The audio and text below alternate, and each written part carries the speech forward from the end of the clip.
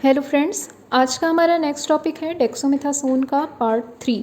हमने अभी से पहले का जो वीडियो मैंने बनाया था वो पार्ट 1 एंड पार्ट 2 था, तो जो रिमेनिंग पोर्शंस बच गया है उसको हम पार्ट 3 में देखते हैं। स्टार्ट करते हैं। डोज, मात्रा हमको कितनी लेनी है ना। अगर हम टॉपिकल यूज़ करते हैं, एक्सटर्नल यूज़ करते हैं, शरीर के बाहरी स्किन में लगाने के लिए यूज़ करते हैं, तो हम 2 से 3 टाइम इसको पर डे अप्लाई कर सकते हैं। ऑप्थेल्मिक ड्रॉप्स एज यूज़ करते हैं तो 1 to 2 ड्रॉप्स 4 टाइम्स हम पर डे ले सकते हैं। ओरल अगर हम खाते हैं तो 0.5 से 5 mg तक ही हम ले सकते हैं पर डे।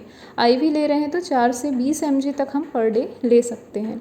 अगर चाइल्ड डोज देखा जाए तो 0.2 से 0.5 mg पर kg के हिसाब से पर डे चलाया जा सकता है। देन नेक्स्ट देखते हैं अवेलेबिलिटी किस किस फॉर्म में अवेलेबल है, देखते हैं। क्रीम के फॉर्म में, tablet, injection, year, eye drops, suspension, solution, तो इतने डोजेस फॉर्म में ये मार्केट में अवेलेबल है। एडवर्स रिएक्शंस, दुष्प्रभाव इसके क्या क्या हैं। हाइपर कॉर्टिसोलिज्म, मतलब हमारे बॉडी में कॉर्टिकोस्टेरॉइड्स की मात्रा बढ़ जाएगी हमारे रक्त में। Suppression of hypothalamic pituitary adrenaline axis, है ना, जो हमारा ब्रेन से रिलेटेड, जैसे मैंने पहले ही बताया था मैकेनिज्म ऑफ एक्शन में कि इसका कंट्रोल कहाँ से होता है, पिट्यूटरी और एड्रेनालिन ग्लैंड, है ना, वहाँ से इसका क्या होता है, पूरा संचालन होता है। तो उस चीज़ को ही क्या करता है, ये सप्रेस कर देगा अगर ज़्यादा मात्रा में यूज़ किया गया तो।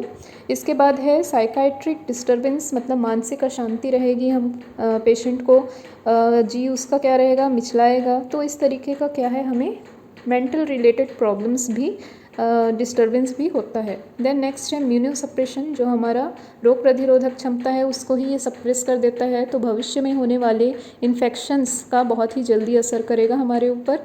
देन नेक्स्ट है इंक्रीज्ड इंट्राऑकुलर प्रेशर, हमारे आँख के अंदर का जो प्रेशर होता है उस चीज़ को भी ये बढ़ा देता है। Open angle glaucoma and cataract, जो मोतियाबिंद और ग्लूकोमा की जो एंगल है ना, किस डायरेक्शन में किस तरीके से वो हुआ है उस चीज़ को भी वो क्या कर देता है और खोल देता है।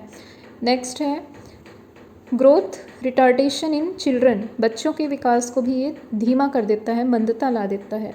नेक्स्ट है आई इरिटेशन, आँखों में जलन होगी, बर्निंग सेंसेशन, जलन का एहसास होगा। ऑकुलर डिस्कम्फर्ट, मतलब हमारे आँखों में भी डिस्कम्फर्ट महसूस होगा हमें। इम्पेयर्ड बाउंड हीलिंग, मतलब जो घाव अगर लग गया है तो वो भी हील होते होते टाइम लगेगा। वेट गेन, ओबेसिटी, है ना, वजन अपने आप बढ़ जाता है, मोटापा आ जाता है। कुशिंग सिंड्रोम हो जाएगा हमें, है ना। कुशिंग सिंड्रोम मैंने पहले भी बताया कि जो फैटी हम्प्स है बिटवीन हमारे दोनों शोल्डर के सामने का क्या होता है, पार्ट फूल जाता है, मोटापा आ जाता है थोड़ा सा, हमारा फेस जो होगा पेशेंट का वो राउंड हो जाएगा और पिंक पर्पल स्ट्रेच मार्क्स उसके स्किन में दिखने लगेंगे। तो ये उसके क्या हैं, बहुत सारे एडवर्स रिएक्शंस हैं। और है ऑस्टियोपोरोसिस, मीन्स हमारे घुटने की हड्डियों में क्या होगा, छोटे छोटे पोर्स हो जाएंगे। हेडेक, सिर में दर्द होना। मसल एट्रोफी, मीन्स मसल का जो मास है, जो उसका क्या कहना चाहिए, डायमीटर है, वो चीज़ क्या हो जाता है, कम हो जाता है। यूफोर्बिया, मतलब पेशेंट हर टाइम बहुत ही ज़्यादा उत्साहित रहेगा, एक्साइटेड रहेगा हर चीज़ के लिए। देन नेक्स्ट है डिप्रेशन, डिप्रेस्ड हो जाएगा। सुसाइडल टेंडेंसीज, इसके कारण आत्महत्या की प्रवृत्तियां भी मन में आने लगती हैं। स्किन फ्रेजिलिटी, त्वचा की नाजुकता, है ना, त्वचा धीरे धीरे क्या होता है, नाजुक होने लग जाता है। नेक्स्ट अब देखते हैं ड्रग इंट्रैक्शंस, अन्य दवा के साथ इसकी क्या प्रतिक्रियाएं हैं, है ना। Decreased plasma concentration of barbiturates, carbamazepine, ephedrine, phenytoin, rifabutin, rifampicin. तो ये कुछ मेडिसिन हैं जिनका क्या है, ब्लड में कंसंट्रेशन को क्या कर देता है, डिक्रीज़ कर देता है अगर साथ में हम खाए तो।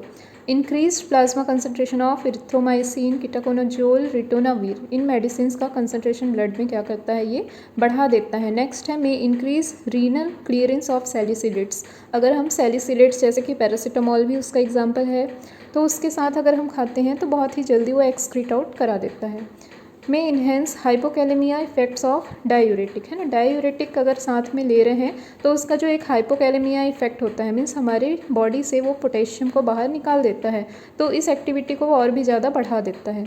में enhance anticoagulant effect of warfarin, warfarin हमको पता है कि ब्लड को घुलने, ब्लड का थक्का जमने नहीं देता, तो तो उसके साथ अगर लेंगे तो ये एंटीकोगुलेशन एक्टिविटी को और बढ़ा देता है, मतलब ब्लड को और भी ज़्यादा पतला कर देगा।